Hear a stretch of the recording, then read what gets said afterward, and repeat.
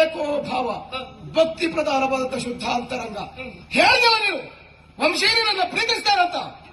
ನೋಡೋಣ, ನಿನ್ನ ಮೈ ಮನಸ್ಸೆಲ್ಲವೂ ಸಹ ವಂಶೀಯ ಕುರಿತಾಗಿ ಪ್ರೀತಿಮಯ ಪ್ರೇಮಮಯವಾಗಿದ್ದು ಸತ್ಯವೇ ಹೋದಂತಾದ್ರೆ ದೇವರ ಕೋಣೆಯಿಂದ ತಂದಂತ ದೀಪವನ್ನು ಮುಟ್ಟಿ ಆಳೆ ಮಾಡಿ ಹೇಳು.